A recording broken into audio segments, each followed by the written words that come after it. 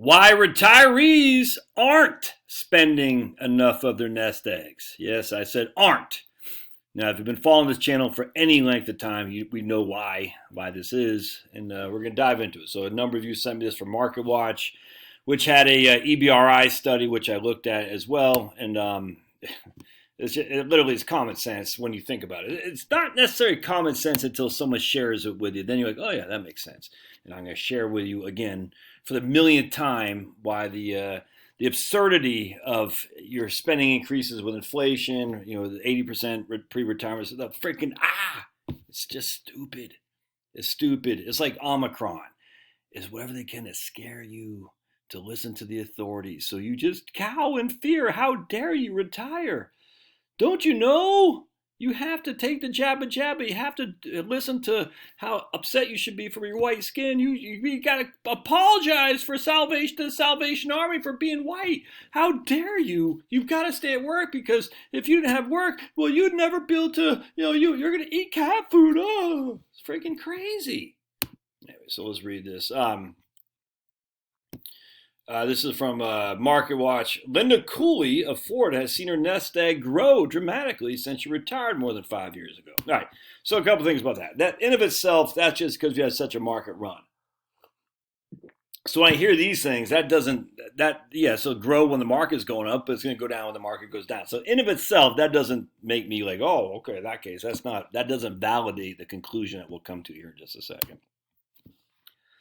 Are you doing everything you want to do? Are you buying everything you want? Cooley says, and the answer is yes. So she buys what she wants, and her portfolio is still growing, again, because the market has gone up. And she isn't alone. According to a recent study from EBRI, which I have right here, all right, which we'll get into a little bit,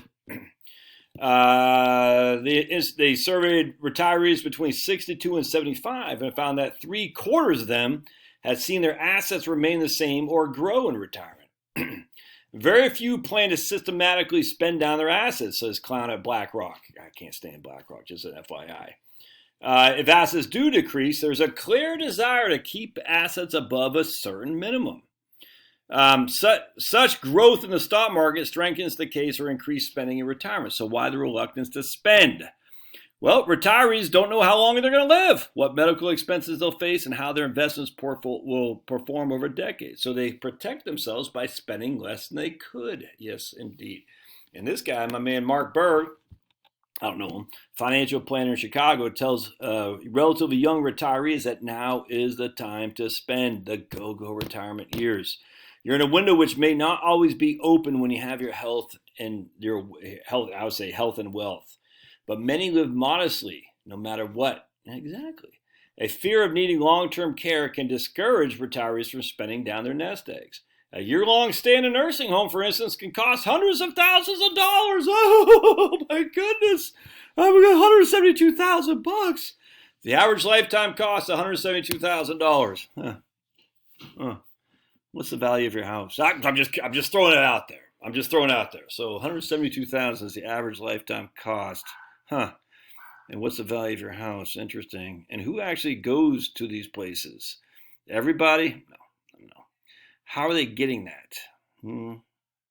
Let's see if they actually got us. I want to see. Do they even show I don't see any study on that. There's no link to that. I'd like to see that so we can destroy it, because it's fun to destroy the ghost or the zombies that are just, we're the long-term care industry. We're the long-term care industry. You're going to spend $172,000 as the average year-long stay in a nursing home.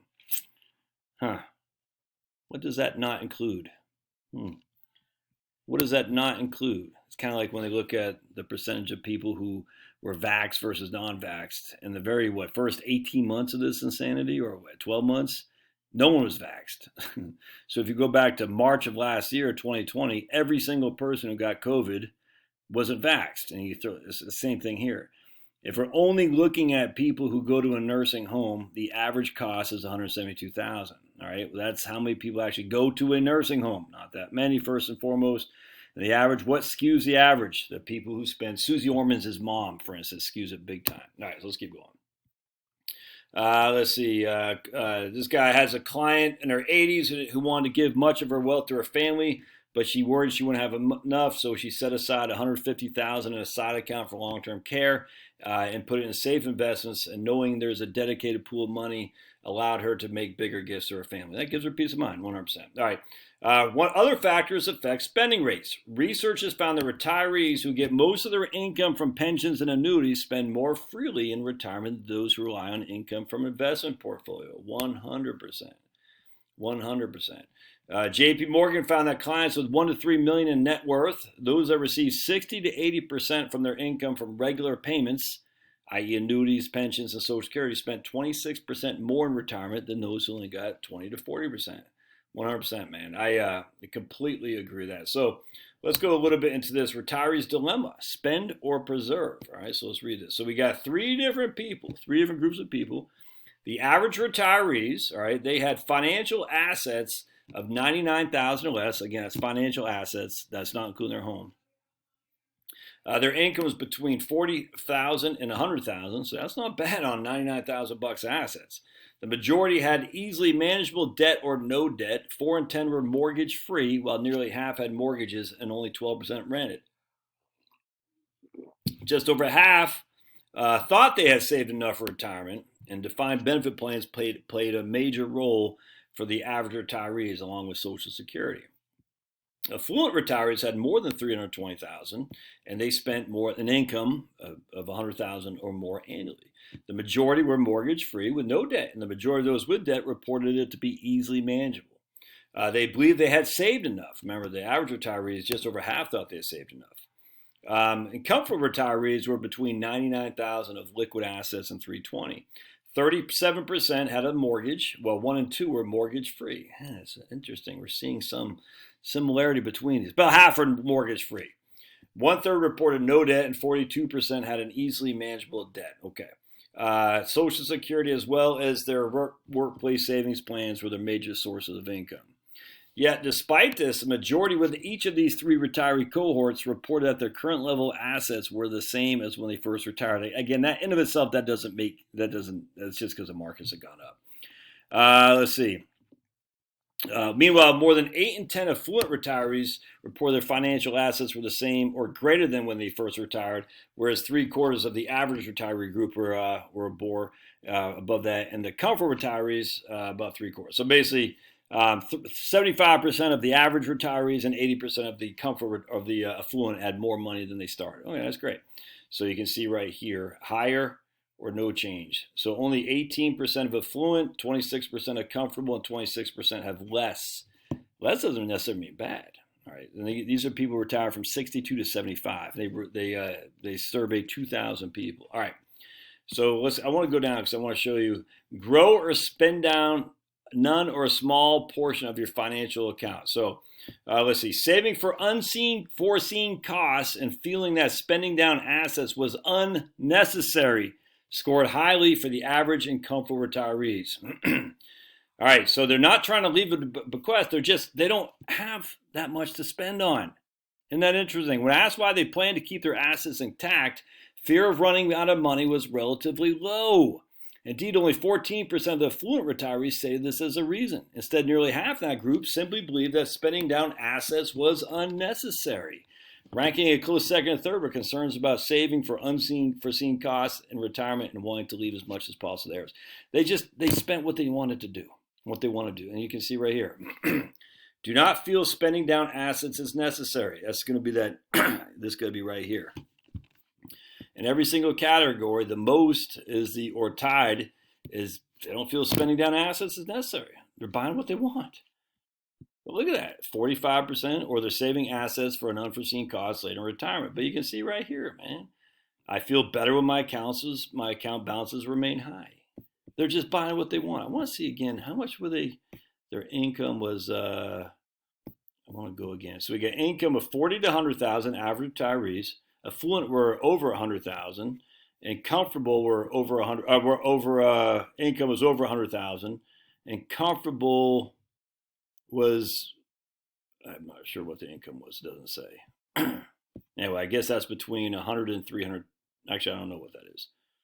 I'm not sure what the comfortable people where income was. It doesn't say.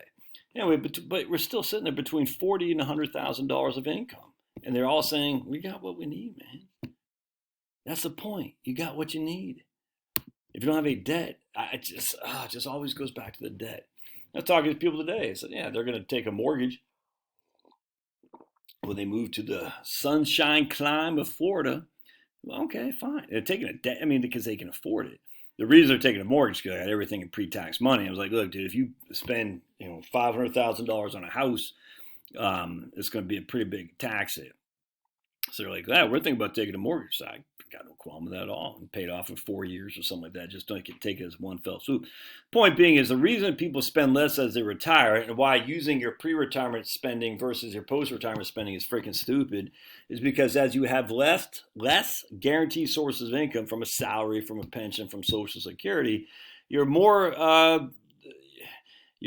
what's the word I'm looking for? Frugal on your expenditures. I'm just telling you, it is. And so when you're using an 80% pre-retirement rule or anything else like that, you're like, that literally there's two different people, pre-retirement, post-retirement, pre-retirement, post-retirement. Who are you if you're in or about to be in post-retirement, but you haven't done it yet? Remember, as you go into retirement with less guaranteed income, you're going to be more inclined to do what? To be frugal. And that doesn't mean you live on cat food. It just means, I might not need those new pair of shoes or something like that. Love your thoughts. We'll see you.